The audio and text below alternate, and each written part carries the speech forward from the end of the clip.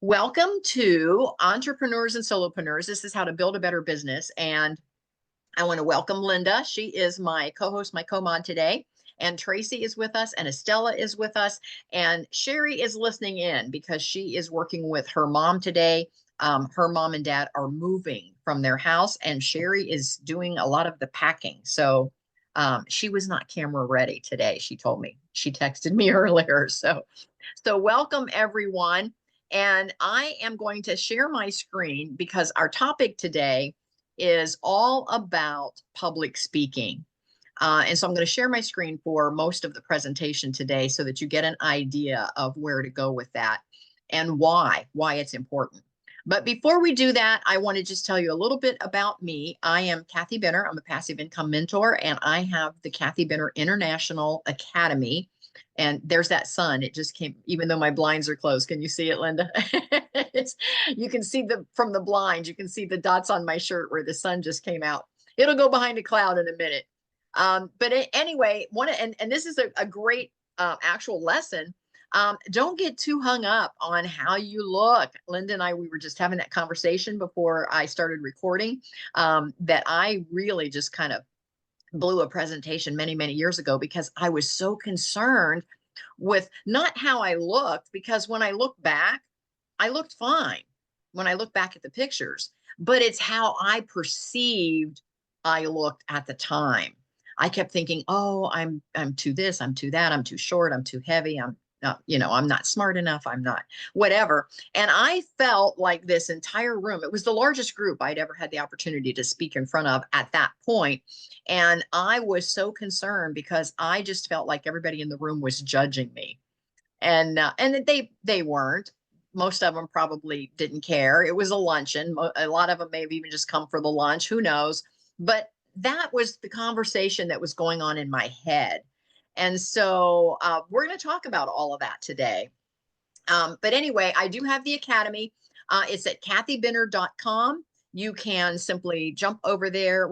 That's actually what I'm going to share later, so you can see everything that's in the actual Academy. But the website or the URL is just kathybenner.com, so you can find that. And then I'll share and we'll talk about that. But before we go there, I would like to go around and for everyone to introduce themselves briefly, just who it is, who you are, what it is that you do, and how you think public speaking could help grow your business. So Linda, how about you? Tell us who you are, what you do, and how you think public speaking could grow your business. My name is Linda Thomas. I'm situated in Southwest Pennsylvania, just outside of Pittsburgh.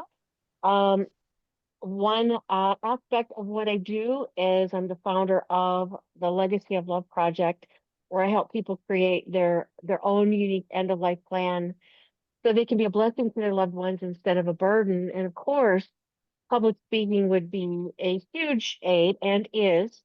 Um, in helping to get the word out, speaking either to online groups of any size or local groups whenever the opportunity presents, and sharing the vision and trying to impact as many families as possible. That's what's I love it. into it. I have a gal that's trying to get in, so I'm actually sending her the Zoom code via email. So that's what I was doing there, Linda. So I was paying attention, but I was trying to get Rhonda the code so she could get in. She joined through the meetup group and she registered, and I don't think she realizes she needs to go over to her email to actually get the link to get in. So I just sent her the code. So we'll see if she gets in there. All right. So thank you for sharing. Thank you, Linda. Tracy, how about you? Good morning, ladies.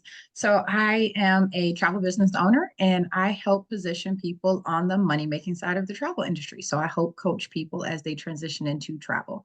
Public speaking is important because one, I can't tell them what I do or how it can be effective to them if I'm not talking, right? So getting the information in front of them, but also building the rapport and understanding how this can benefit them in their lifestyles as well.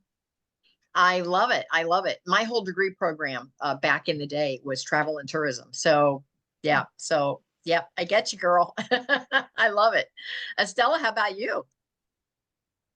Public speaking for me would be very valuable in terms of getting the message out about what I offer. Now, if you want to say going into employee groups and talking in front of anywhere from 2 to 100 employees, that's public speaking.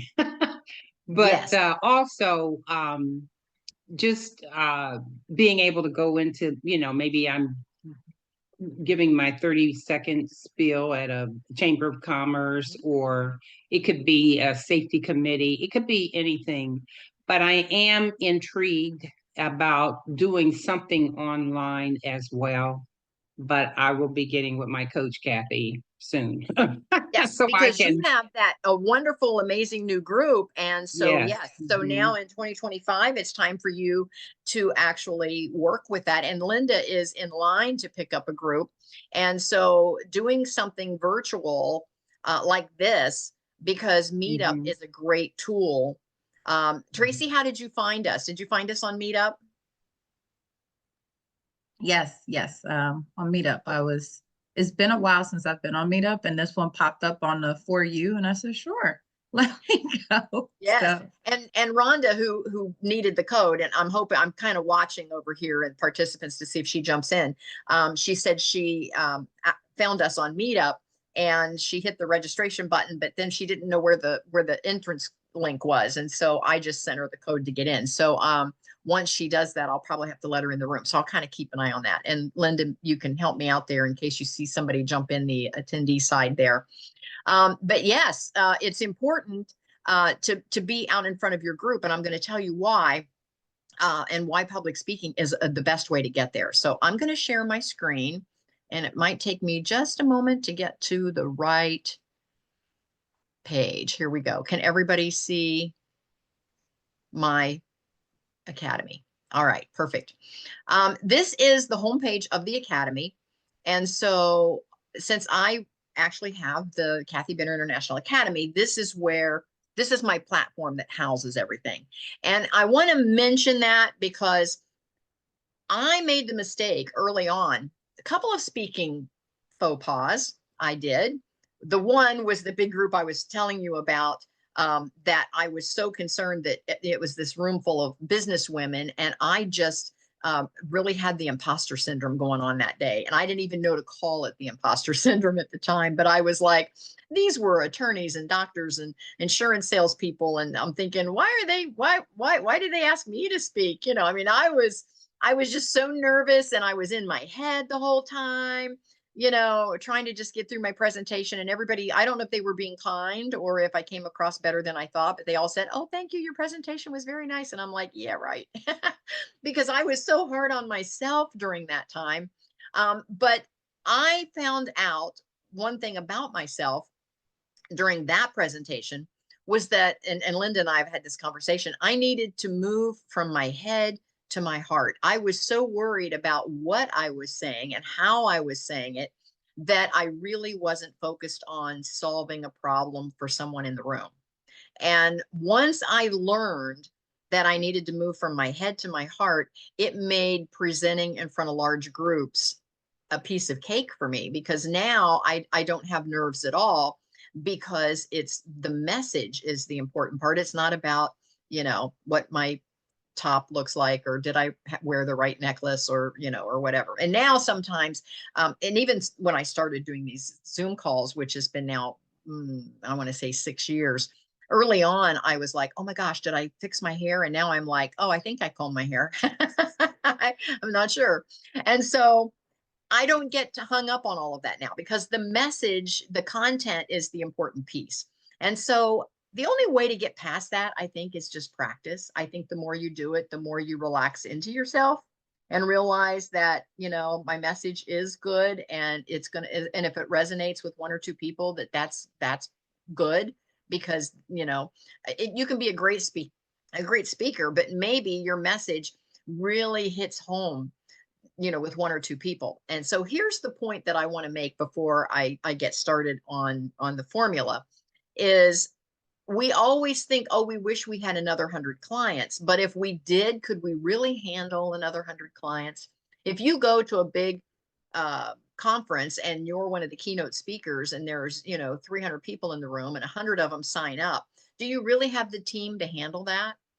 I've discovered that as my message resonates with folks, I would rather keep my community smaller so that I can be personally involved. And I don't know about you, but I've gotten involved in groups before because I've loved the person that started the program. But because they've grown and they've 10x their business, they now hand me off to someone else within the program. And it's not the same thing. You know, as much as we want to grow and we want to do, it's not the same thing. And so the first message that I want to get to all of you that are on this call today is bigger is not always better. Bigger is not always better, because sometimes if you get too big too fast, you lose your connection with the very people that you know you're making a difference in their lives. And so I prefer, and I've been all over the map on this, and my preference is to keep my meetups and my groups small so that I can work individually with folks, and so that I'm not so overwhelmed that when I do have a group that comes up on meetup and I know I've got someone in my tribe that could benefit from the group, that I can spend time rolling that group over to them and helping them get going with it. I did it for Debbie. I did it for Estella. Linda and I are working on a group together.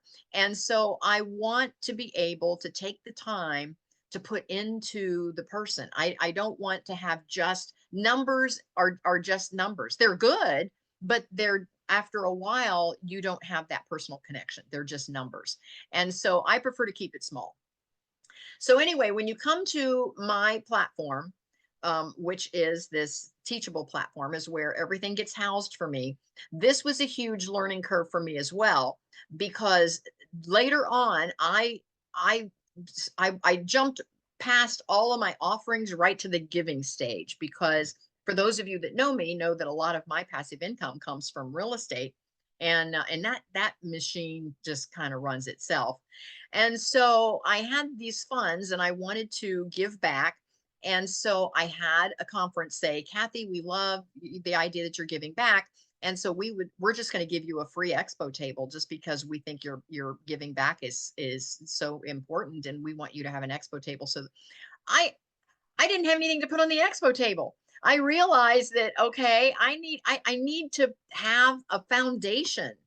You know, I was like, well, what am I gonna, what do I do a giveaway? Where do I point these people? What do I point them to? And so that's why it's important that you put together and you start building your business. And that's why we call this Build a Better Business. You have to build it from the foundation up so that when you get to the public speaking, you have some place to send your folks. Let me show you how that actually works. So this is the Academy. I come over to the More button. Here is Entrepreneurs and Solopreneurs. That's where we are today. When I click on that, here is where all of our replays are. So you can go back and listen to any of the replays. And when you scroll down, this is where the actual course is. And when I click on that, I am going to show you why we do what we do in the order that we do it. So I'm going to scroll down past to where we start with the curriculum. And I'm not going to spend a lot of time in each category, but I want to show you how it builds from the foundation up. So first of all, I wanted to have a business with heart. And so that's why I started my academy in this Build a Better Business with what is a heart-centered business? What are the 4 key concepts? How do you market? I'm not going to dive deep into that today, but I know all of you personally, except maybe Tracy, we've just met, but I know she has a heart for what she does in her business, and I'm certain that she has a heart for her clientele as well. And so we all know what leading with your heart means. And we talked about that in public speaking. Move from your head to your heart, where you really care about the audience. You really care about the client. And I think we all do. So we're not going to spend a lot of time there. Then, of course, we put together our VPS, what our value proposition statement is. Again, that's what is our promise to our audience. And you can weave that heart-centered language in there. But here is the first most important part when it comes to public speaking. Storytelling is your marketing. Storytelling is your marketing. I cannot stress that enough. I just came off of a 4-day conference. Have any of you been to a 4-day conference? It gets to be very long and you're doing a lot of sitting, and sometimes it goes late, and so you start to get tired. And so guess which presentations I did not nod off in? The ones that were telling their story. The ones that were just telling me about their products, I was like, oh boy, it's going to be a long afternoon. I'm just going to listen all about this guy's products. Now, I may have been interested in some of them if I could stay awake long enough to hear what he actually had to say about his products. But when I would go into one of the breakout rooms where someone was telling their story, everyone in the room was leaning in. Everyone was leaning in. So your storytelling is your marketing. So every time you get an offer to speak, whether it's at a chamber luncheon, or even if you're going to be interviewed on a podcast from someone, no matter where it is that you're going to do some public speaking, make sure that you're weaving your story in your presentation. Now, sometimes, and we go, oh yeah, but how do I do my story? There's, again, we talk all about that in this part of the academy. It's how to use your story, and then 5 tips for creating your story. So we do all of that in this segment when we do the storytelling as marketing segment. But here's what I want to tell you. When you're weaving your story in around your products have to be a solution for whatever problem your story brought out. And sometimes there's a disconnect there. And so when you're putting together your story and your offerings, make sure that the products that you're offering is a solution to your story. See, I started off with my story. I was speaking at this thing and I thought all these women were judging me. And then I, was invited to this other thing and I didn't have, I didn't know what to put on my table. See, that's part of my story. And so now my offerings, which this class in particular, what to overcome to be a public speaker, is part of the solution of the problems that I had, that I brought out in my story, because I know a lot of folks have those same issues. Okay, so storytelling, make sure that you craft a great story. And again, in this segment of the academy, the month we talk about storytelling, we talk all about how to craft your hero's journey. If some of you may or may not have heard of hero's journey, and we talk about how to craft your hero's journey, like here's where I was, here's the problem I had, here's the solution I found, and now I want to be your guide and help you find the solution as well. And so you can weave that story in. And then serving is selling. Okay, this is so important because now you want to be heart-centered. You know what promise you want to bring to your audience. You've crafted your story. And now where are you going to tell your story? Well, the best place to tell your story is to serve other gurus that are kind of in your lane. So your serving is selling. And so now you can come alongside some influencers. And again, I went to this conference, and I'm gonna refer to the conference because it's a perfect segue. I went to this 4-day conference. I just got home late last night from a 4-day conference. I immediately this morning got onto their website to see how I could volunteer for next year. Can you see why? Because if I'm there in the middle of the mix, guess who every attendee that comes through that conference next year is going to see and get to meet? Me.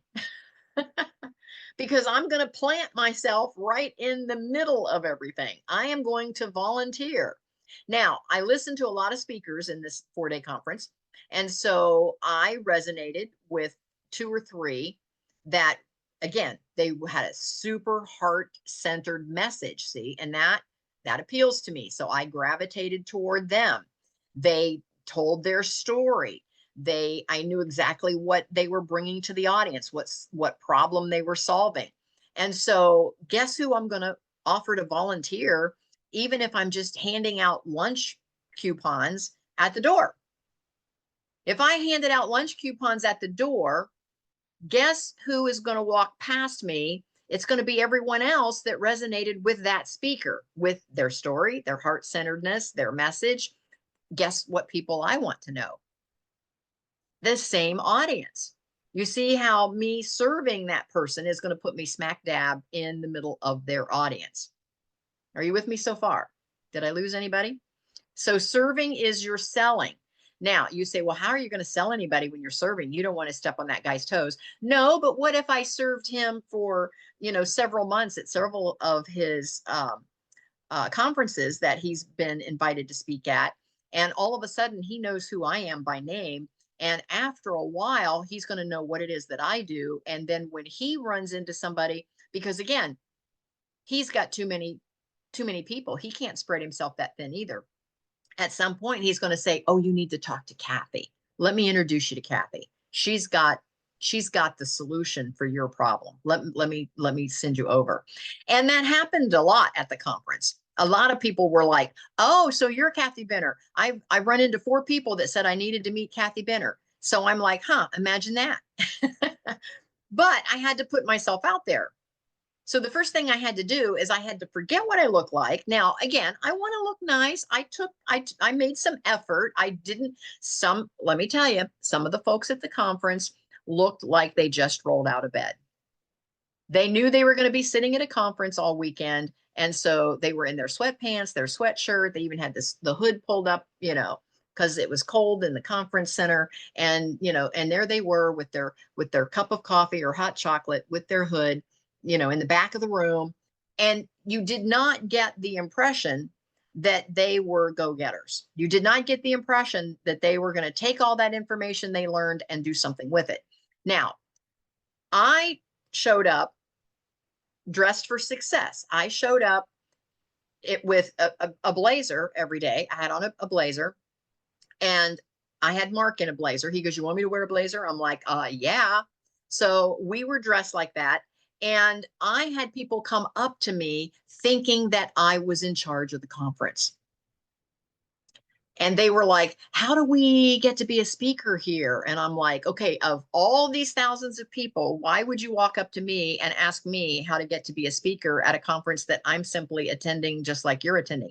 And as much as we hate to admit that we are judged by how we look, and I'm not talking about your size or your weight or what, I'm talking about how you show up. And I made a decision that I was going to show up in a professional manner. And I coached Mark to show up in a professional manner. And we had conversations. I can guarantee you that we had conversations that other folks didn't have, simply because we showed up presenting ourselves in a professional manner. So serving is selling. And every chance I got, if I could hold a chair for someone, if I could move a chair for someone, if I could pick up their lunch in the back of the room and bring it to them at the table, if I could go get waters for everyone or coffees for everyone, I served every chance I got everywhere I went in that conference. If I just served my table mates, everybody says, oh gosh, it's a little chilly in here. I'm like, let me go get us some coffees. And I would go get coffees for the table, not just for me. Are you with me? So serving is selling. So guess what? When you're serving, all of a sudden, even my table mates, whom I sat down at a table, I didn't know any of them, they would lean in and go, now, what is it that you do? Are you with the conference? And I got that a lot because of how I decided to show up at this conference. Okay. So now you're getting activity. Well, what if you don't have your platform ready? What if you don't have your offerings ready? What if you're not ready? Because when you start putting yourself out there, people are going to start wanting to connect with you. You have to have a place to send them. And everywhere that I went in that conference, everyone said, do you have a card? Do you have a card? I want to stay connected to you. Do you have a card? Well, guess what? I have an electronic business card.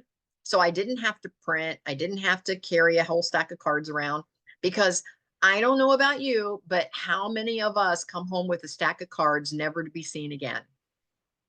I know. Estella raised her hand. I've been there. And then I go, I met a guy at a seminar somewhere, and I kind of wanted to stay connected, but now I don't even remember where or what. So anyway, I have an electronic business card, and every time I send over, because again, everybody's carrying around their smartphones, I get that person's contact information in return right into my cell phone. Are you ready for this? And then I name it where I met them. I name the conference or the meetup or what it is they do. Because if you just put John Smith in your phone, you're going to go, now, what did he do? I don't remember what his product was. So take the time right then when you meet them. And I'm serious, because even the next day, if you've met 20 people one day at a conference, the very next day, you're not going to remember all 20 of those people and what it is they did and where they lived and what they do and what they bring to the table. And then you're like, boy, I sure wanted to get to know that one person better, but now I don't remember which one it was. Take the time to do that right then in your phone. And the reason that I put where I met them, and I sometimes will put that under the company line, because on my phone, that's right under their name, and that's an easy place to put it. And so the conference I was at was the OREIA conference, which is the big Ohio Real Estate Investors Conference. And so what I did is I just put OREIA on the company line. And so now I can go to my contacts and I simply search by OREIA, and guess what? Everyone I met the last 4 days will come up in my contacts, because I now have created a way to search for those names. Does that make sense? And so now I have these folks that I can connect with. And then right after that, I made a note about what they did. Maybe they were, this was real estate. So maybe they were a wholesaler, maybe they were a landlord, maybe they were an investor. And so I would put, a word or two right after where I met them as to what it was they did. And this one guy, he buys, tax liens. He'll go into a state where somebody hasn't paid their property taxes, and he simply buys the city's tax liens. And guess what? If those folks, are you ready for this? If those folks do not pay off their tax lien, after 2 years, he gets the property, because all he did was pay $600 to buy somebody's tax lien that they hadn't paid. He ends up getting the entire house if they don't pay it after 2 years, because tax liens comes before the bank. So all I'm saying is I didn't want to lose his contact information. And so I was ready. I was at the conference. I was showing up. I was serving. I was telling my story. I was collecting contact information. I now knew where I met him, and I know what it is he did. So he's going to actually be one of my speakers at my real estate podcast. So you see how that all comes together. But you have to have a place for these folks to land. So we then go into a step-by-step guide on how to create your website.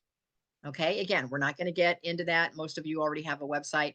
But then do you have your offers? Because once you send somebody to your website, what are they going to see? So I'm telling all of you on this call, go back and look at your website with a consumer's eye, not your eye. And here's why. Sometimes we get too muddy. Sometimes we want to put everything that we do on there, and that overwhelms our viewers. So what really works is to have some sort of a step-by-step process. Like, just what is your opt-in offer? Connect with me, do a strategy call, download this free PDF, something that's easy, that your customer, your potential customer, doesn't have to spend any money or a lot of time to get what it is your offer is. And it allows them to connect with you. Okay. Are you with me?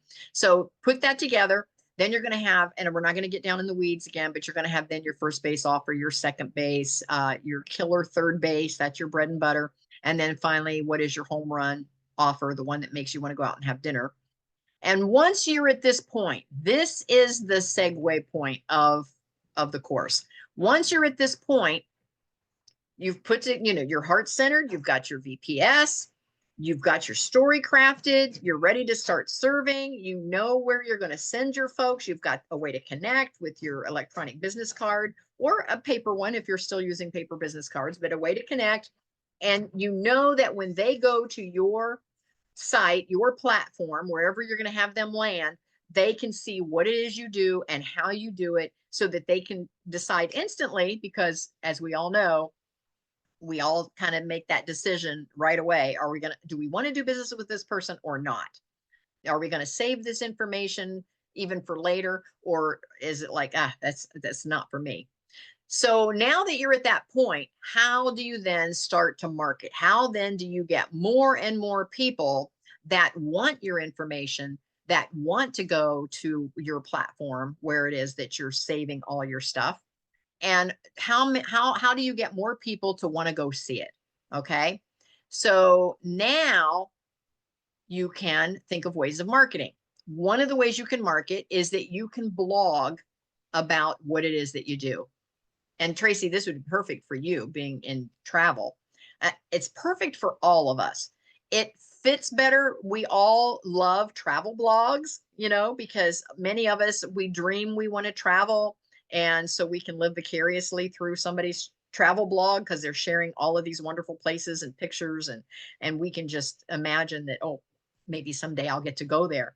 And so travel blogs are very popular, but you can have a lifestyle blog and weave your products and services and what it is that you do into your blog. And so that's a perfect way to start marketing who you are. And you can bring out that you're heart-centered. You can weave in your stories. You can put all of that together in a blog and then point the blog back to your platform where everything is held for you, back to your business home, if you will. You can do a podcast. Now, I love doing these meetups because I turn this particular call into a podcast.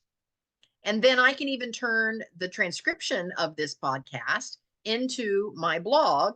And then I can take snippets of the blog and turn that into some social media post, all of which point back to my platform. So you see how you can repurpose doing a podcast and turn the podcast into a blog and then into your social media and point everything then back to your platform. So you see where people go, oh my gosh, it's so much work. You want me to have a blog and you want me to have a podcast. And then I have to do this social media stuff every day. Repurpose everything you can repurpose. So it gets better than that. I'm going to go back and go through my repurposing again. Out of this meetup call, I can actually turn this transcript into a module in my course. And then I can turn the module into a blog, and then I can turn the blog into snippets of that into my social media post across all my social media. And it starts with one podcast. So you see how that works. And then again, I advertise on all of my social media and on my meetup, and everything points back to my platform. So you get the idea. And so then another way, and the final way, again, there's more than one, but the final way in this course to point back to everything that you're doing is public speaking. And so public speaking can be a ton of things.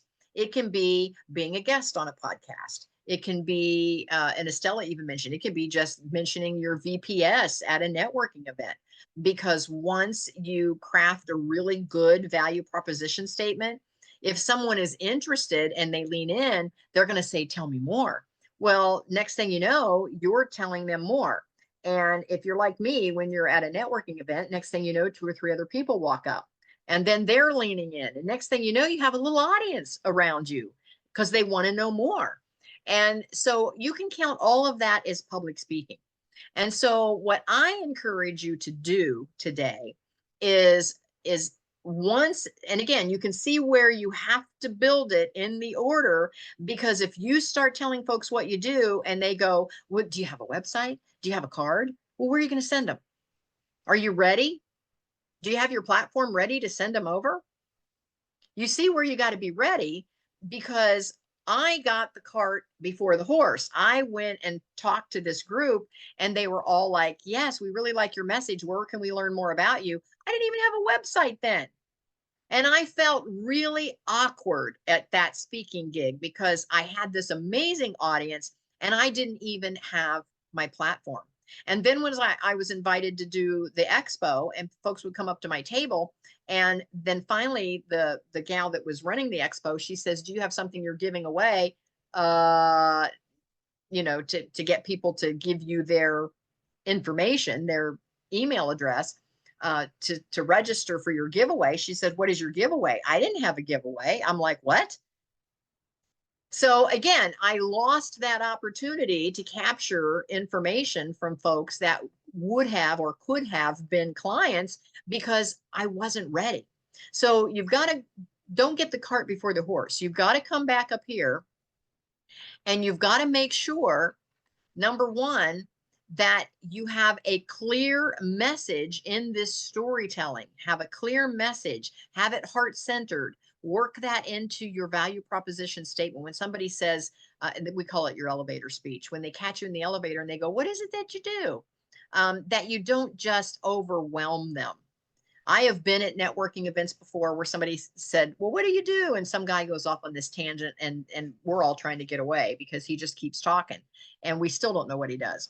So and that's a hard part, because we're all so multifaceted. You've got to narrow that down. So I'm a passive income mentor. I help you create income that you can earn on a passive way so that your day job's optional.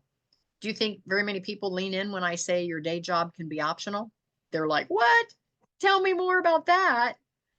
And so you want to create a VPS that makes folks lean in. Okay. And it can be a different VPS for a different audience. After a while, and you know how a VPS works, your value proposition statement, how it works, you can create it on the fly.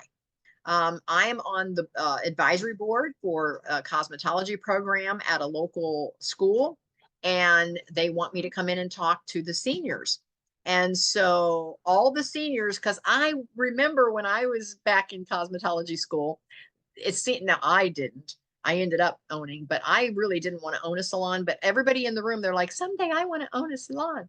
And so I could come in with a VPS to say, "I can show you how you could own your own salon." Do you think that I'd have a lot of those students leaning in? Because that seems to be the overarching request for those seniors is, how do we get to own our own salon someday? And if I walked in and said, "I am Kathy Benner, I am a retired salon owner, and I can show you guys how to own your own salon," I'm going to have everybody sitting up a little straighter in that room and getting out their pens, because they're going to start taking notes, because they're going to want to know what I have to tell them. So you see, you can create your VPS on the fly depending on your audience, but it has to be just a sentence or two. And take out all the big words. I see so many folks, they try to craft this VPS and they try to make it sound, you know, educational and important and big words and impressive, and nobody even knows what they're talking about. So you have to just make it super simple, like you're talking to your girlfriend. "I'll show you how to own a salon. I'll show you how to make money so you can quit your job." Yeah, make it that simple. And that's what you're bringing to your audience. Does that make sense? You have to have that before you can go out to speak. Well, once you have that, you can put together your platform. Many of you may already have a platform, but you have to know where you're going to send them. Are you going to send them to your free offer? Are you going to send them to a first base offer? Where are you going to send them? And so that's why using my link tree, which is my electronic business card, I send them to make a strategy call. So let me just show you and see if I can do this here, so you see what that looks like. This is my link tree. Can everybody see that? Yes. Okay. This is my link tree. I'm using the free version. All I did was open up a link tree, and here is that little VPS, teaching and coaching you how to be healthy and how to create passive income. And here's my story. Now, I didn't always have my story at the top of my link tree. I was teaching this for probably a year or two. And then I like to write stuff and then what I call let it get cold, meaning I like to walk away from it. And then I try to come back and look at it like I'm the customer. Like, what would I think if I saw this for the first time? And I realized that my storytelling is my marketing, and I didn't even have my story on my business card. And so I created this first link that says, you got to read this first. Now, for those of you that are on this call, let me give you a little hint. If you go to Linktree/Kathy Benner, you will come up with this. You can pull it right up on your calendar. And let me show you this. When I go to this Linktree, it's going to take you, and I'm going to go back to the home page right here, Kathy's story. I have my Linktree here. This link is connected on my home page to this tab, Kathy's story. So if you get my business card and it says, oh, you got to read this first, most of the people are going to go, okay, let me read this first. When you click on it, it takes you right back to this tab on my platform. Here's what I want to offer you today. This is the hero's journey. If you have not crafted your story, take this link that's in bold and put your own 3 bullet points after it. Take this link that's in bold, put your own 3 bullet points after it. It will walk you right through. And that's why I left the prompts in my story. Everybody goes, Kathy, you could have written that in paragraph form. I did, but because I teach off of my platform, I left it with the prompts. And then I'm telling you, steal the prompts. Take the prompts, steal the prompts, create your own hero's journey. So let me tell you a quick story. Okay, I was a single mom working 2 jobs, minimum wage. Then something happened. My mom sat me down, said I had to get on with it. At the time, I had no idea what impact it would have. The problem was I was working full time. I had no time, just when I thought things couldn't get worse. See, you see where it just walks you right through the hero's journey. It walks you through, here's where I was, here was my struggle, here's what I discovered, and now I want to help you discover the same thing. So use the prompts here. I just want to offer that. So that just gives you an idea.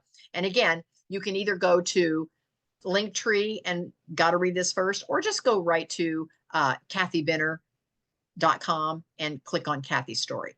And feel free to use those prompts. So then I want them to land with a chat. You know why? Because I have 5 lanes. I don't know about you, but I have 5 lanes. You probably have more than one product. Unless you have a single product. And some of the folks at the conference that I was at, they were up speaking. They had a single product. If you have a single product and that's front and center on your website, and no matter who goes there, that's the product they're looking for, then you wouldn't have to do a chat with them first to know where to send them. But because I have 5 lanes, a lot of my folks are like, where should I go first? So I say chat with Kathy. And when you click through, it takes you right to my, again, it's a website page where they can have a 30-minute coffee chat with me. They can do virtual office hours if they're a mastermind member, or they can do one-on-one coaching. And if they click the picture here to do the 30-minute coffee chat, it takes them right to my Calendly. And I have it all connected. It was real easy to set up. It's still loading up here because it's a calendar program. But anyway, it takes them right to my Calendly, and they can then just click through and schedule a call. Yeah, I probably have too many things open. It's still trying to load here. Here it comes. And so you can see I am booked out now till the 18th. So they can actually connect a 30-minute strategy call on any of these dates. And when they click, it'll give the times and dates, and it's easy to set up. So there is that. So it automatically comes to that. And then, of course, my event calendar, because some folks are like, well, I really don't want to talk to Kathy. I just want to see, because a lot of the folks that I talked to at this conference, they were like, well, how do I find out these other meetups? And I'm like, they're all on my calendar. Here's just on my electronic business card, just go to my calendar. This is just a Google Calendar. There's everything. There's all the meetups that they're interested in. It's all right there on the calendar. Make sense? Make it simple. But then I take it just like my website. Step 1, free meetups. That's what you gals are on today. Step 2, featured courses. Step 3, become a member. Step 4, one-on-one coaching. And then they can go right to the academy if they want the whole overview, which is my homepage here, and it's got all the lanes here. Does that make sense? It gives you something, it gives you a place to send the people. If they don't have a place to go, or if it isn't clear when they get there, have you ever looked at a website and you still weren't sure what the person was selling? That's happened to me before. I see some real pretty picture at the top of a website and their company name doesn't give it away. And, it's like, what is it that they're selling here? But if you scroll down my homepage, and again, I want to get rid of this little more button. If you scroll down my homepage, see, I have various ways they can schedule a 30-minute coffee chat. This takes them right to the Calendly. They don't have to go to the link and then go to my business card, and they can go right in and it takes them right there. But I have everything spelled out. My homepage looks like a funnel. Again, you have to have a place when you're public speaking, whether it's one-on-one, being interviewed, or speaking at a chamber event or at a Rotary event. That doesn't matter. Wherever you're at, you have to have a place to send the folks, and it has to make sense when they get there. Okay. So again, teaching you how to be healthy, how to create passive income, coaching you how to get there faster, design your path so that you can experience freestyle living. You see where that sums up, and it's not some big, super huge paragraph. And then I take them right into step 1, attend a free meetup. Step 2, buy the course. Step 3, join the tribe. Step 4, one-on-one coaching. See, it's the exact same thing that was on my business, on the electronic business card. And then we segue over to, we have freestyle living tribe trips. And we're going on a tribe trip this Thursday. And we've got, I think, 8 of us. We went on a tribe trip just recently to London and Paris, and there were 9 of us on that tribe trip.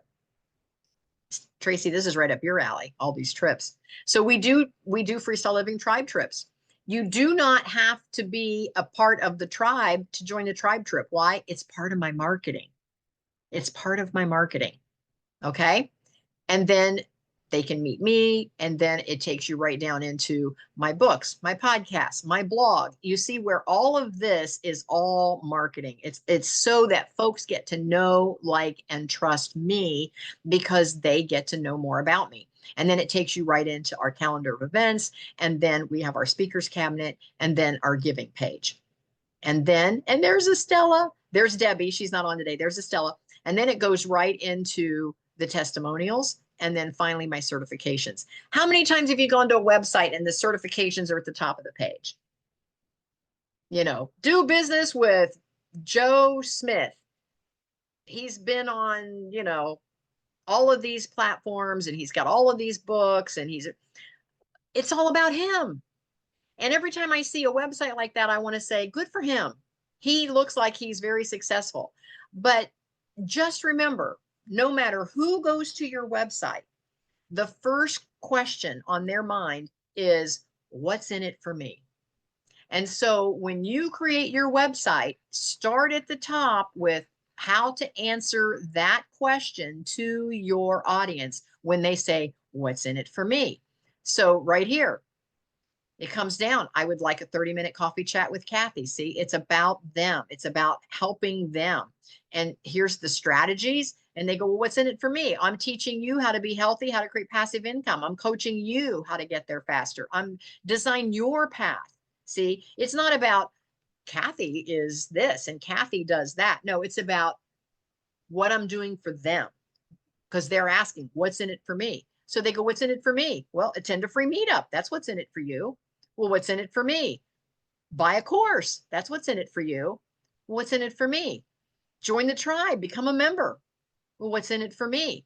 Get some coaching, get some one-on-one coaching. What's in it for me? Come on a trip with us.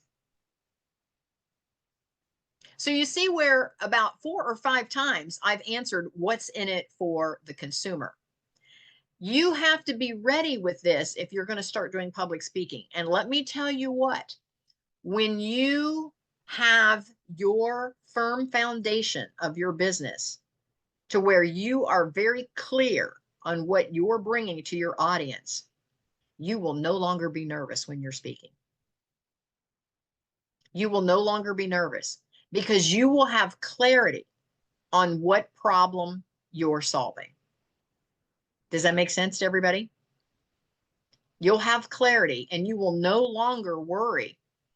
It's when you're not prepared. It's when your house is not built on a firm foundation that you start having where you think you're an imposter, that imposter syndrome. You think, oh, I really don't have, because in the back of your mind, you know you're not ready. If you're not ready, you know you're not ready. And you'll know when you are ready.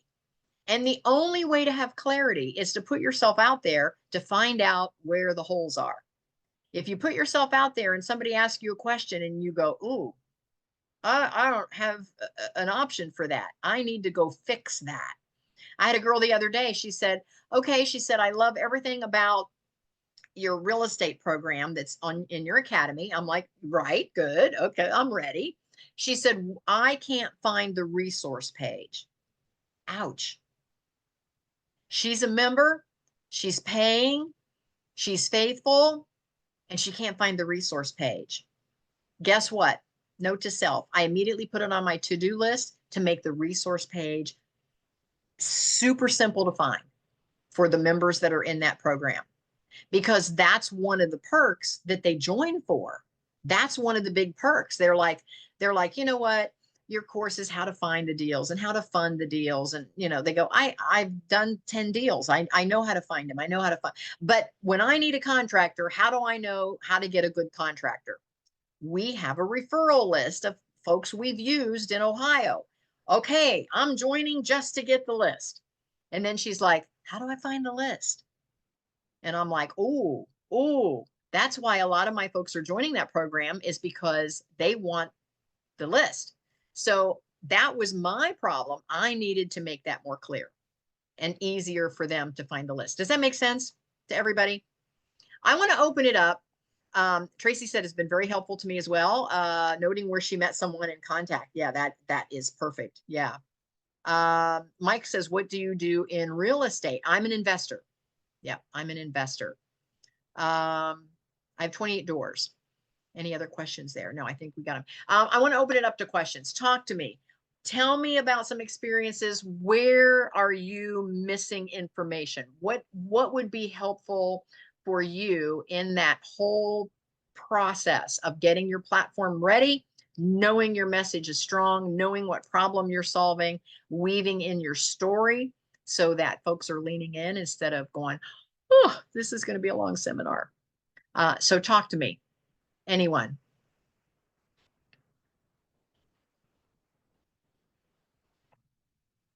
Hey, Kathy. So a lot of great information, a lot of great information. I would say I had some aha moments when you were going over the link tree, because yes, I have a link tree, but does my link tree look like yours that's developed? No, but there's some opportunity there for the link tree. This first base, second base, I'm not familiar with what that is. So the first base offer, second base killer offer, is that just a strategy, or could you elaborate more on that? Yes, it is a sales strategy. Most folks are not going to maybe join your biggest trip because they really don't know you and they don't really want to spend that kind of money and they don't know how it would turn out. And do they really want to spend $20,000? But they might spend $197 to do a weekend somewhere. And so you can put together on your platform, however you're advertising, wherever you're sending your folks to, you could put those lesser priced trips to the top and kind of let them get to know and like you and get to see how at the end of that trip, they're going to go, oh my gosh, this was so perfect. There were no hiccups. Any problems we did have, Tracy took care of right away. We love her. And yes, now we're ready to, to do the $1,000 trip. And now we're ready to do the $10,000 trip, because nobody wants to jump in the deep end until they know that you got their back. And so it's just a way, it's a strategy of a way to get folks to connect with you before they get their wallet out.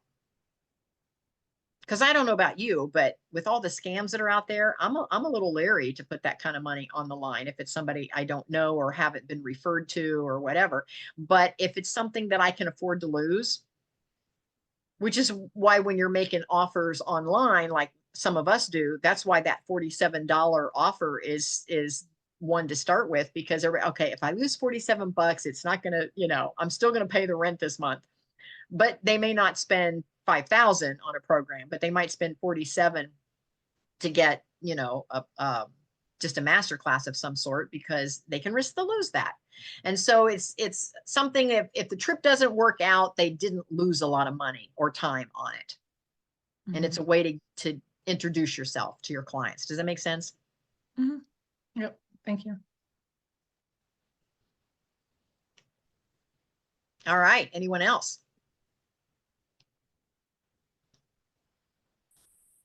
I found this extremely valuable today, even though I've seen it numerous times before. But each time you go over something, you pick up a better understanding. I'll just say that. And what I loved about it was the fact of your tying in this, when you're doing the public speaking, is your story. And I can see me even doing my story as to why I have the product that I sell. Absolutely. Because it's been extremely valuable for me. But I have so many side notes here of things that I can do. I'm just loving it. And one of the things I really like is your elevator speech. And I'm like, oh my goodness, I need to do this. I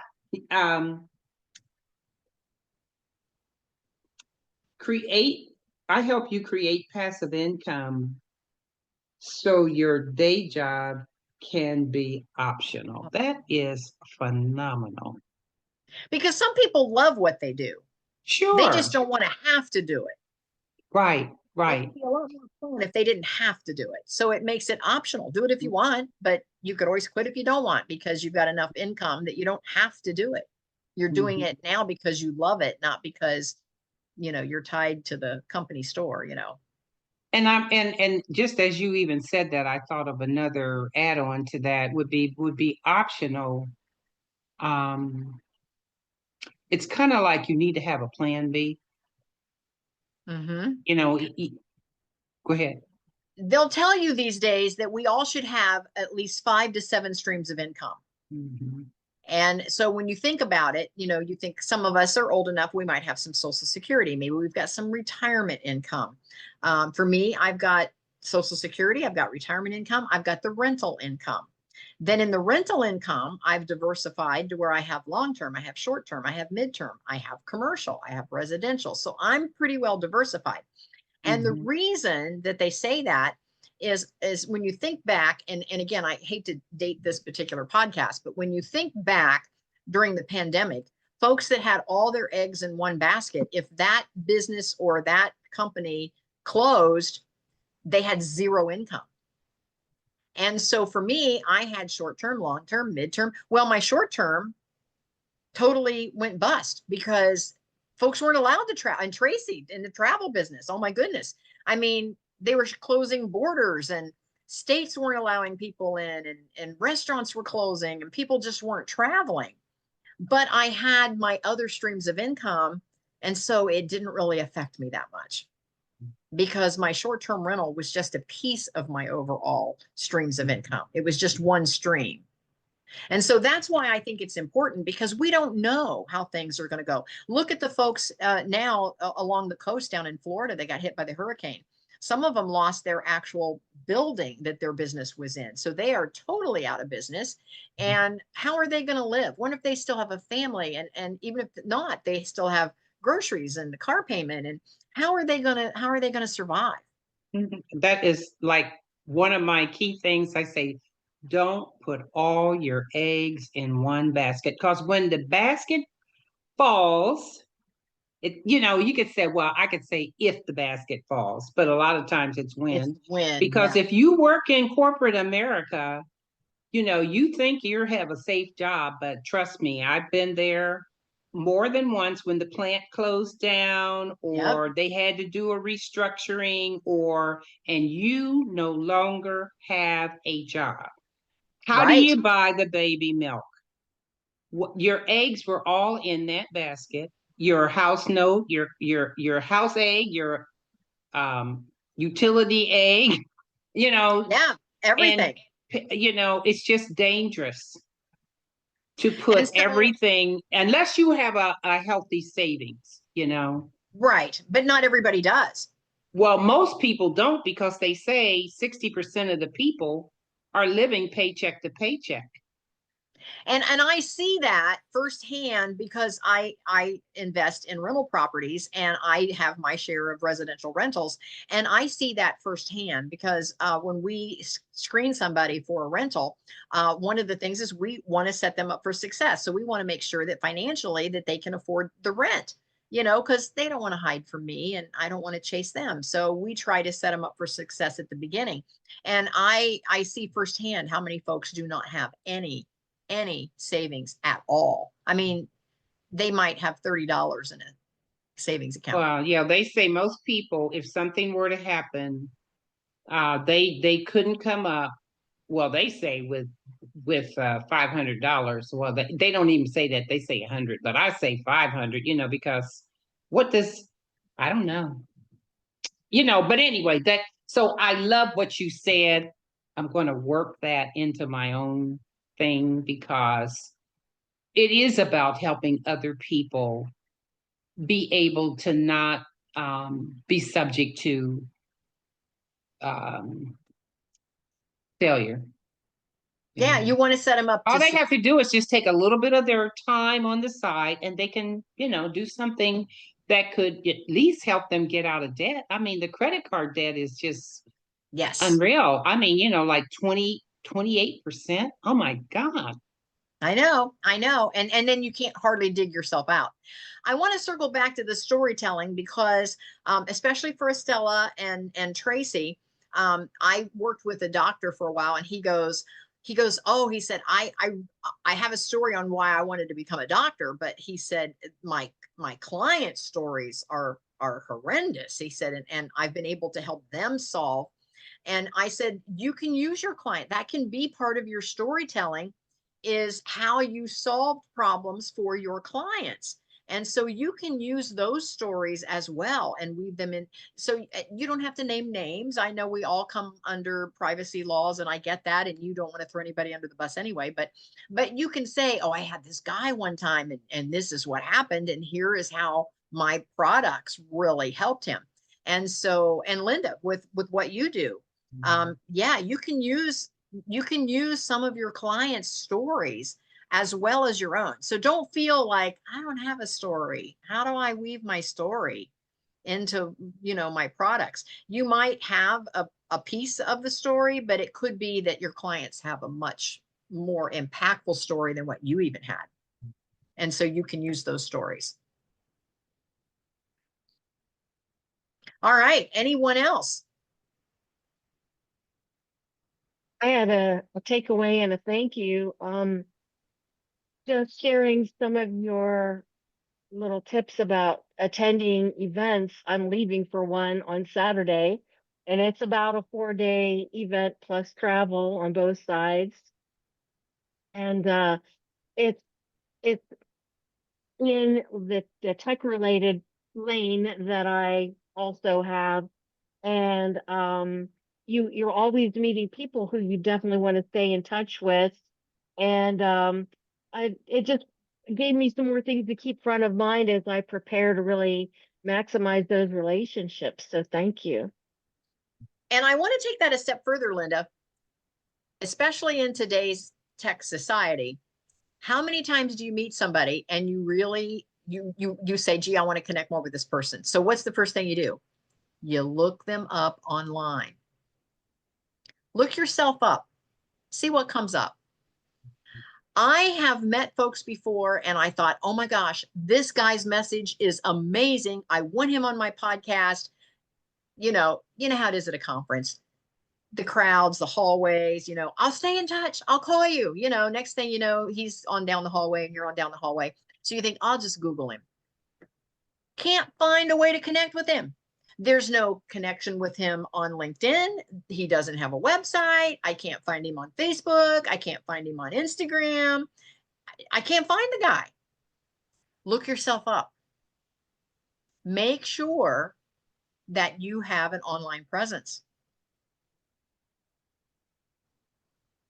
Yes, if you can get a domain in your own personal name, grab it. Yes, I always recommend that. I always recommend that. Let's do something. I'm going to share my screen again. Bear with me because it always just comes up. Oh, I guess it did come up on my site. Okay, let's do URL up here. I'm just going to put in Kathy Benner, and I don't want anything else there. Just Kathy Benner. Guess what happens? Kathy Benner, I'm your passive income coach. Homepage, Kathy Benner International Academy. Images of Kathy Benner. Kathy Benner, passive income coach on LinkedIn. Kathy Benner International Academy on Eventbrite. Videos of Kathy Benner. Interview with Kathy Benner, connections over coffee, blah, blah, blah, blah, blah. YouTube, Kathy Benner, Freestyle Living. Freestyle Living Instagram, Facebook, Linktree, Amazon, Freestyle Living with Kathy Benner, Facebook, Kathy Benner International Academy, Teachable, overview of the Academy, Teachable, International Academy, Instagram, Kathy Benner. Guess what? I'm the entire first page. You see that? Let's go to page 2. Kathy Benner Business Coaching, Facebook, Magazine, International Academy, Authors and Writers, Freestyle Living Magazine, Academy, Health and Wellness, copy of the magazine, Entrepreneur Solopreneurs, Connections Over Coffee, all me, all me, all me, all me, all me, the second page. Let's go to page number 3. Freestyle Living Magazine, Freestyle Living on Audio Boom. There's the podcast, Right From Anywhere in the World, Kathy Benner, Amazon, my books. We are a hot tub dealer, Benner Pools.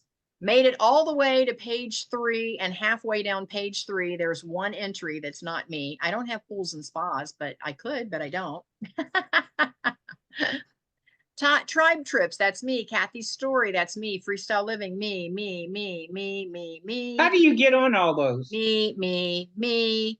And on page 3, we went all the way to page 3 before there was one other entry that wasn't me. So again, I'm not saying, oh, look at me. I'm just saying that you have to have a presence. Do you think somebody could find me if they wanted to? So I'm just saying, Google yourself and see if folks can even find you, because if you're putting in the cost to go to the seminar or the conference, and you're handing out your cards and you're talking to all these people, and we all know that conferences can be exhausting. And you leave and you come home and you go, I had a great conference. I connected with so many people, and no one ever connects with you because they can't find you.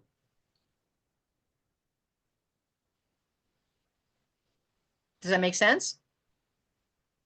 Now, to answer Stella's question, anytime you post anywhere and point back to your platform, it raises you in the search. How do you point back to your platform?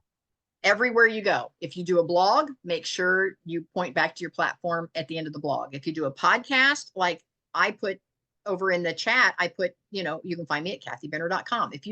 If you scroll up here, welcome Kathy, and right there. Oh, so that's what you say. I was just thinking of the mechanics of how you.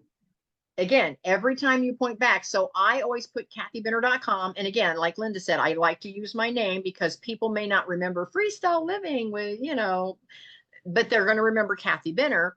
And so I'll meet someone and I know they've got a great program, but I can't remember the name of the program, but I remember their name.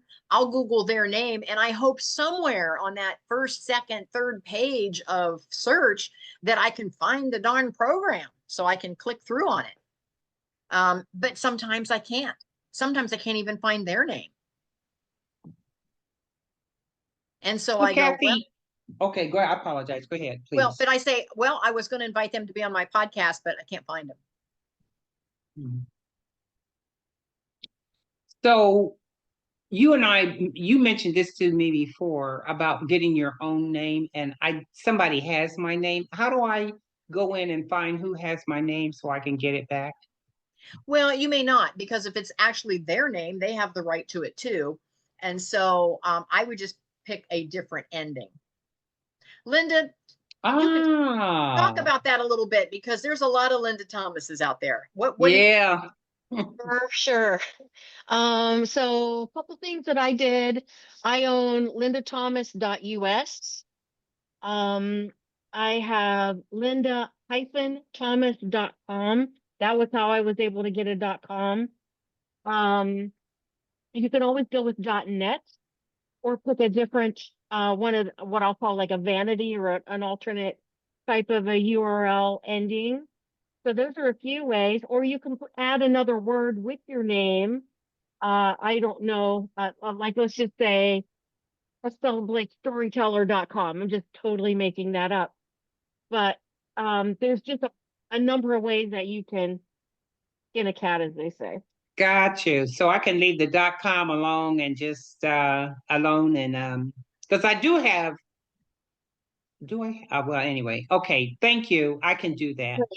So someone that I know who is an important thought leader could not get his own name as a .com because, oh, there's a porn star that has that .com. So he had to go another route. So he did .net, and then he used it as like a wordplay, a memory device, because he at the time was in network marketing. So he's like, my name.net because we're in networking. So it actually made it easier and more relevant than a .com. But honestly, if you can grab a .com and add to your bag of tools, so to speak, it's really good to get a .com, even if you have to do a little creative thinking to get one that works. But I did the hyphen, and I think I have lindathomas.blog. So I've got a few things I can work with. Okay. yeah, Great. all of that definitely makes sense. And then anytime you can point back to your main platform, it'll raise that platform up in the search engines. And when you say your main platform, is that your website? Mine is my website, because Okay. that's my business home, because I do everything online. And again, it depends on what your business is. I decided I wanted to have a business that I could run from anywhere in the world, and with just a cell phone and a Wi-Fi. And so I chose to have an international academy on purpose, because that was something I could do totally online and monetize it. And so that's why I chose that. And so I created my platform, actually becomes what you would think of as the brick and mortar store, the pizza shop. Mine is the kathybinner.com that sits on that teachable platform. And that's where I house all my stuff. You'll notice even when we went into the Build a Better Business, there was a link there to listen to all the replays, all the recordings, all the podcasts, and it takes you out to the podcast channel. But everything, see, is connected there. So anytime anybody goes on my link tree, the first thing they do, because it's electronic, is they click on Kathy's story. Where's it taking them to? It links them to my website, because that's where I house my story. Or they'll say, oh, I want to do one of the free meetups. As soon as they click on it, it takes them to my website, to the page about the free meetups. Are you following me? So even my electronic business card is it's pointing back to my website on every single link. Now, is your link tree a paid version? Nope, I'm using the free version. One of the other things that you mentioned was that when you were, at the AREA conference and probably other places as well, and you have people scan your link tree, you said something about how you put them in your contacts and of course, say where you met them and probably dated as well. Are you putting them in your phone contacts? Yep. Because I mean, that would be just like her. I already have a ton of people. oh, I How do do you, too. how do you, I mean, I don't know. I guess there's got to be a better way to manage it. I don't know. Anyway, I Well, just hate having all those contacts. I get it, but I don't, because you know what? I could have a drawer full of business cards never to be seen again. What good is that? How about a shopping bag? Yeah, it didn't do me any good, and it didn't do them any good after they paid for the darn card, and we met and we talked, and never to be found again. And how many times have you tried to dig through a stack of business cards thinking, I know there was that gal I met, but if you put it in your phone, it's an automatic place to sort that stuff, as long as you enter something that you can sort. And that's why I enter where I met them, what event I met them at. And so I just put the AREA 2024. That way I know that's the conference that I met them at. And so right away, I know that that person has something to do with real estate, because that's what the conference was about. But I go to maybe a book program. Maybe there's going to be an author's workshop, and I meet these authors. I will put the name of that workshop so that I know, oh, they're a writer, they're an author. That's where I met them, was at that workshop. And it's just a great way to sort those without having all those business cards.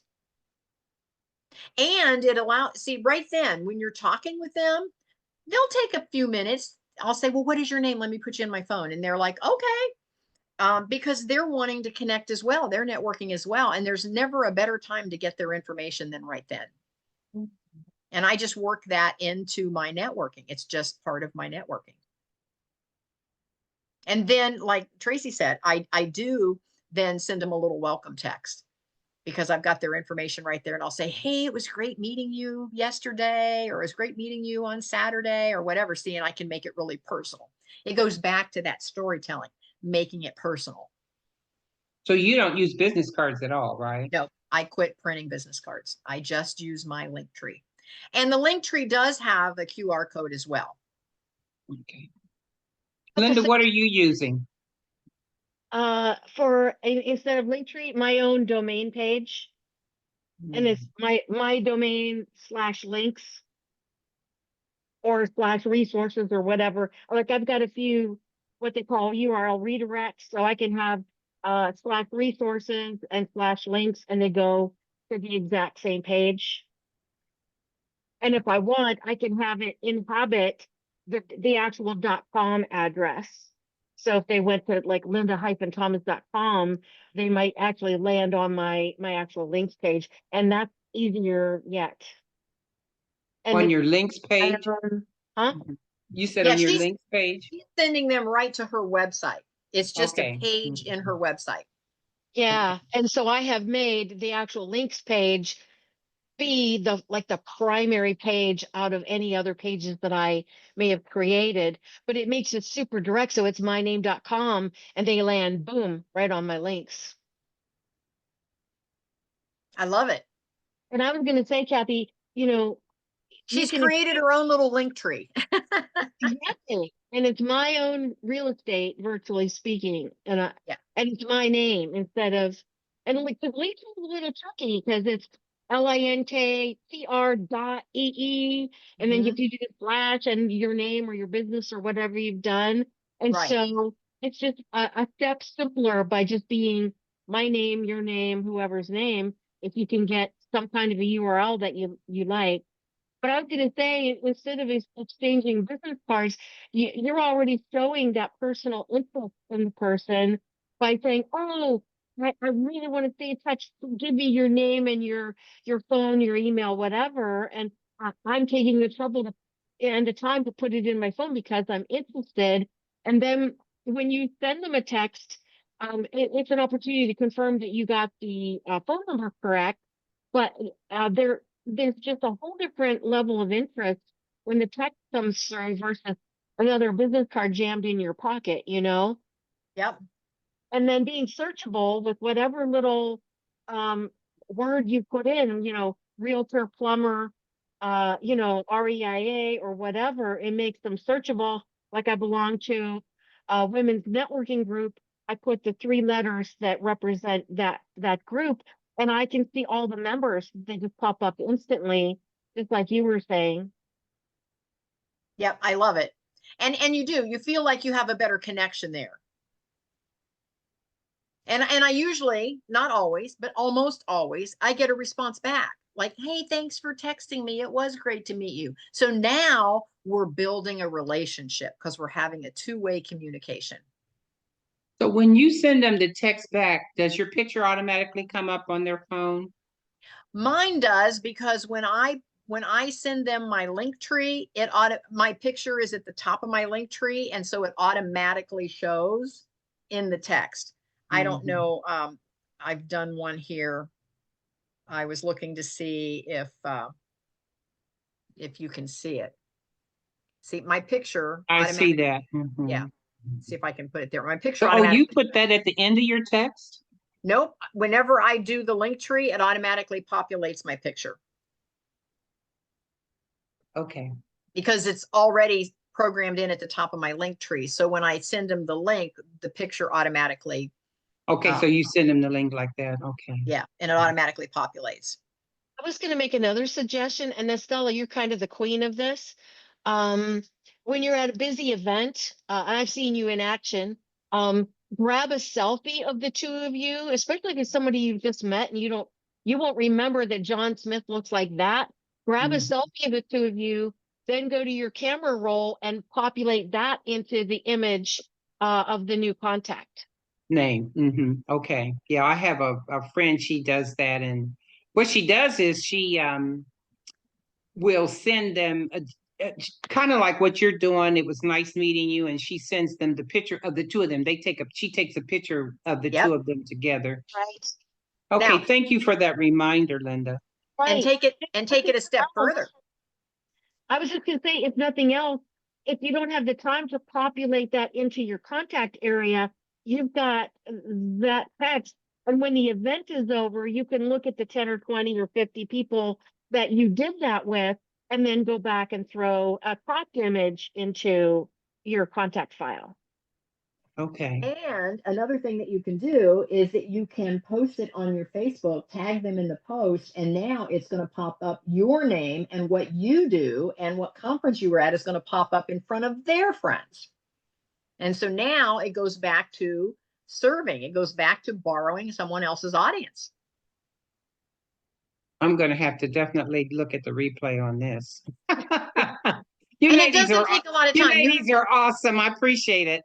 You have to just get in the groove. You just have to do it. Yeah. And and again, at the end of the day, when you come up with your systems that work, and this is simply just one of your marketing systems, of taking the selfie and making sure they have an electronic business card and you're connecting with them and you're building that relationship. And now you're going to, maybe save the picture in your phone so you remember them, but then you're going to post it on social media to give them some kudos, which in turn automatically gives you some kudos.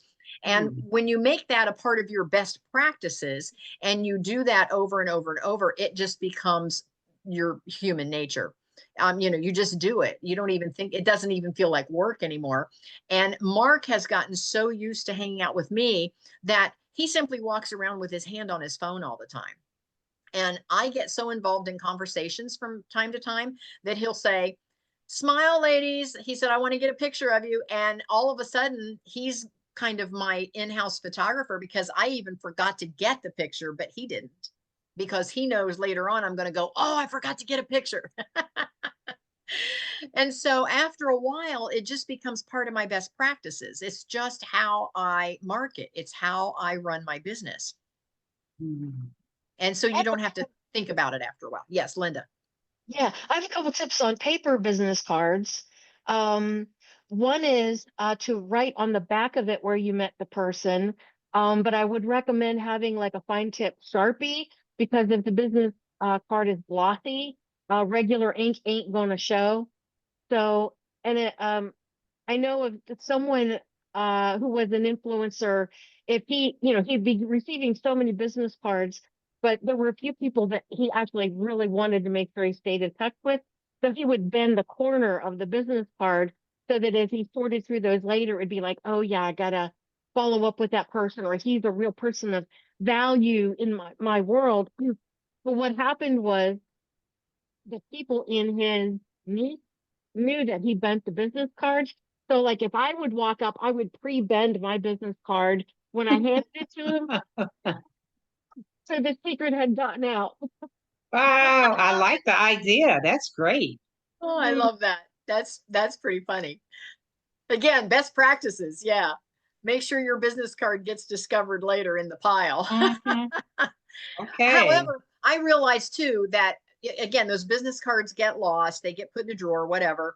And there's good intentions, but sometimes there's even too many to sort through. And with the electronic business card, see, I will stay in their text. Yep. I think that's There's a program out there called Blink, BLINQ. Have you heard of that? Probably. Because But again, people have asked me to scan it, and then when I do that, I have a Blink. It's not set up, but anyway, at least they get my info and I get theirs. But the part that I was missing was remembering where I met them. Yes. But just remember too, get whatever it is that you're going to use as a business card, just make sure you have it completely set up so that folks can connect with you and they know what it is that you do and why they saved it to begin with. I hope I can put my link tree on my Blink, maybe I can do that. Or I don't know. I'll go to YouTube and figure it out. I just need, sometimes it's just like you need to go to a particular store and you just need to know that store exists, and then you can figure out how to do it. Although you ladies are awesome resources. Well, I just comment too when you're done. I just want to say, I want to encourage all of you that once you get your foundation, you've got all the parts and pieces where you're confident that you have some place that your clients can land, then start getting out there. Don't hold back. Put yourself out there. I mean, so many times I had opportunities to put myself out there and I didn't for whatever reason. I felt like everybody else in the room was smarter than me. I mean, I had a doctor walk up to me at this seminar, and my girlfriend was standing there, and he said, "Oh, I want to get involved with apartment buildings. Can you introduce me to some folks that does apartments?" And I don't know what happened. I just stood there like, my girlfriend looked at me and she said, "Let me introduce you to a few people." Now I could have done that, but for some reason I just had this lag on like apartment buildings because I don't. Happens. You know what? Thanks for sharing, because that makes me not feel so bad. It's like when a younger person, I heard him earlier today say something about, we were talking about focus. And she said, sometimes you go to do something and then you get up there or wherever and you've totally forgotten. And I'm thinking, well, that's just not an age thing. Well, and for me, I think it was because he was a doctor. You got intimidated. Totally dressed in a suit. He walked up, and I'm thinking, my first reaction was, who is this guy coming up to talk to me? Because I felt like he was somebody, you know what I mean? Because just the way he presented himself. Now, I totally had forgotten I was also in a suit, which is why he walked up to me instead of my girlfriend who was in blue jeans and a sweatshirt. But she ended up hooking him and whisking him away to meet some investors because it didn't matter to her that he was. And so I thought, Kathy, what is wrong with you? Why did you let this guy? And it was only for an instant, but it was enough that depending on what it is you're selling. But it sets you up for better things in the future. I would have lost that sale. Now, the fact that I don't have apartment buildings, I really didn't. But in a different world, I would have lost that sale because I felt intimidated by this person. Yeah, thank you. Thank you. Linda, you were going to say? Yeah, I wanted to share something in the vein of virtual business cards. And I love the way, Kathy, that you do it because you have a link tree, a links page set up somewhere. It already exists. It's full of so much valuable information.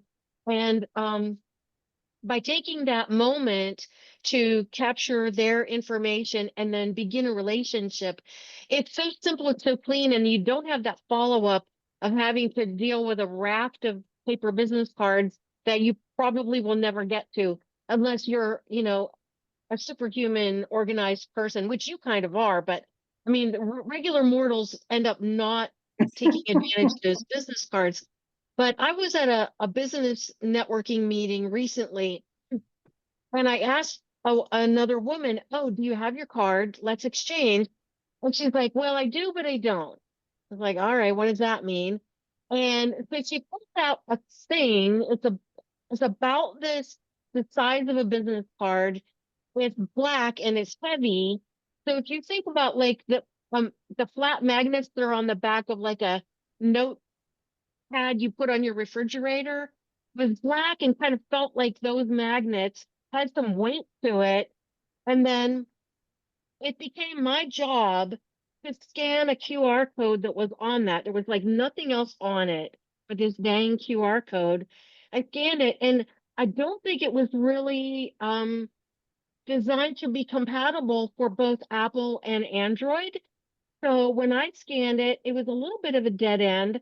I couldn't automatically add her to my contacts. It took me to a page that wasn't really intuitive. And so net, it had a bunch of her links, like her email, her phone, her web page. But I had to do something with each of those links if I wanted them. I was just so provoked. I was just sputtering. I was like, this is so annoying. I didn't even want to get in touch with her.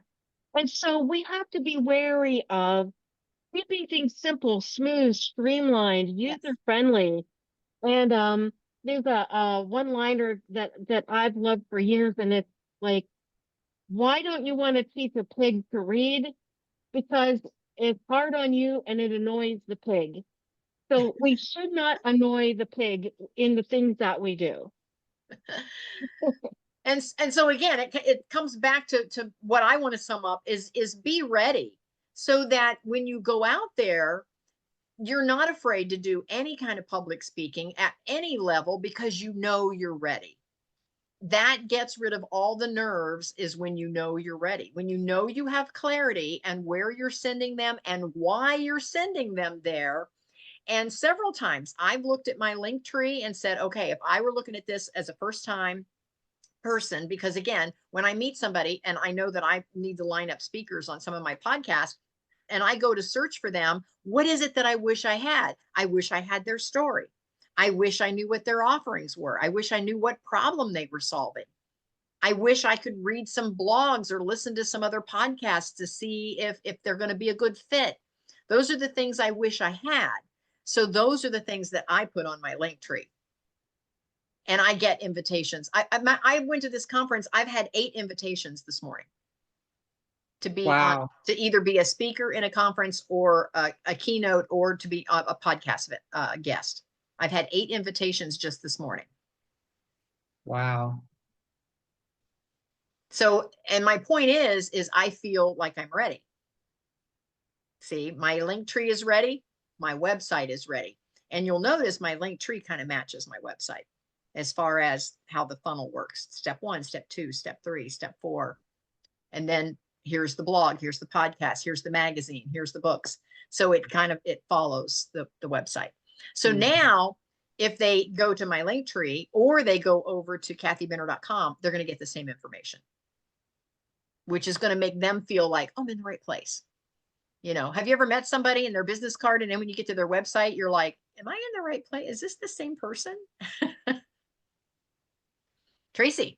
I have a question. Do you do this and match it, or do anything involving social media and using the same concept as like maybe a prospective group or something of that nature, where people that are interested, you invite them to a group? Because I've heard about it, but not seen it personally. I do. If you go to all of my groups in Meetup, I use all the same graphics at the top of the Meetup as that I do on the Facebook group, as I do on my business card, as I do on my link tree. Everything has the same graphic. But And again, then that's to make them feel like, oh, I'm in the right place. so the information that you're sharing in regards to your sales funnel, do you share that in your Facebook group too? I do.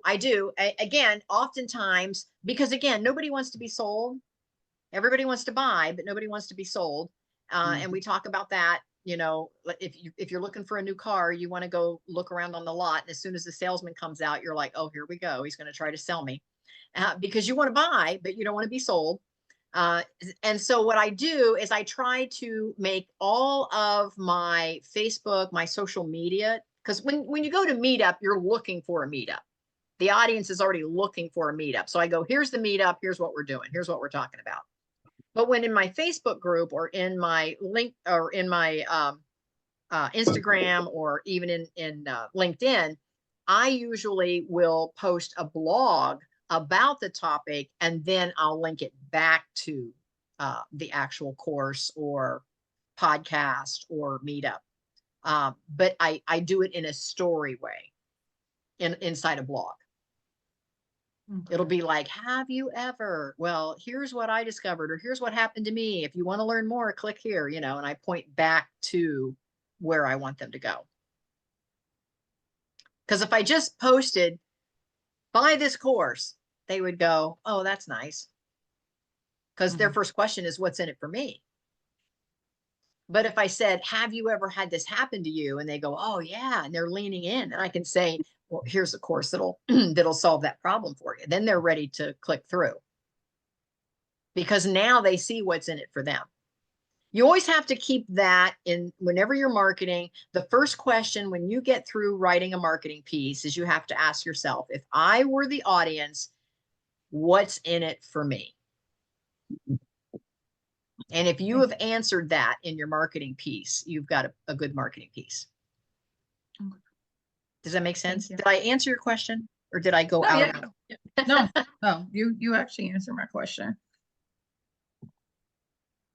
Ladies, this has been fun. We've gone over today, so I appreciate you being on. I hope I've brought tons of value for you. If you have any questions, please connect with me. Again, here's how it's done. Go to kathybinner.com, schedule a chat if you want to chat, if you want to know more. And that's how it's done. See, it's what's in it for you is I can help put you in the, put you on the right path, send you in the right direction to get your questions answered and to get more clarity in what it is that you're offering so that you can have passive income. So that you can have a freestyle life and live the dream. We just got back 3 weeks ago from backpacking across London and Paris. And now we're off to Florida this Thursday. And then in December, we're off to New York City to see Adam Lambert in Cabaret at the Kit Kat Club. And so, yeah. I just love your stories. I'm like, keep inspiring me. I know that lady. That's how I feel. I know her, But you see, when you're selling freestyle living, you better have some freestyle living. I know. I'm working diligently on coming up and out so that I can demo what you're doing, because people they want it. Okay, you're talking about this. Is it happening in your life? Yes. How many times do I go to a seminar and a guy is up there teaching something and he's talking about all these, oh, I've got to get rid of something here on my computer. It popped up. Can you still hear me? Yes. Yeah, I had something pop up on my computer. I'm like, what in the world? There we go. Anyway, when I go to these seminars and I hear these guys up front and they're all talking about things, I'm like, why is he teaching this if especially in like real estate, they're like, we make, 8 figures a year. And I'm like, then why are you charging $150 for some course? Have you ever thought that when you go to some big conference and they're selling some course for $47 and you're like, if you're making, $3 million a year, what is my 47 going to do for you? So it just makes me wonder. I want to see that what they're teaching, they're actually living. I want to see that it works. And again, I think that's any audience. Whenever you're a public speaker, they want to see that what you're offering them actually works in your life. And that's why your story is so important. Yeah, knowing that they made a ton of money off of teaching people how to do a thing is different than they made a ton of money doing the thing. Exactly. And if they're going to teach me how to do it, I want to see that they've made a ton of money off of actually doing the thing. Right, because is it really the Barnum Bailey business model where a sucker is born every minute and they're convincing people to take the course and maybe there's not even any there? Yeah. And that's why when I teach about having the freestyle living, I also added and again, I'm not this smart. One of my coaches said, you need to prove to your audience that you have freestyle living. And then I had to go back to the drawing board and say, well, how do I do that? And doing that is to create these tribe trips to show them that, yeah, we're living that lifestyle. So think about what it is you're marketing, and are you actually living it? Are you actually doing it? Mm-hmm. And then how can you show your audience that you're doing it? Mm-hmm. And a lot of times a public speaker will put themselves out there to be a public speaker. And one of the ways to show that they're doing it is that somewhere on their homepage, they might have all the keynotes that they've given over the last 5 years. They might have all, they've given TED Talks and, so now you see evidence that they are a big motivational speaker because you see the evidence. So again, your audience wants to know what's in it for me. If I'm going to spend this kind of money, what's in it for me? All right, ladies. I love it. Thank you for being. Thank you so much. Thank you. Yep. Stay connected. We're on Meetup. We're on Facebook, kathybender.com. I have my calendar. You can always find all of the events there as well. Just scroll down to the calendar and we will see everyone next time. Okay. Thank you so much. Have a great day. Bye-bye. Great week, ladies. Yes.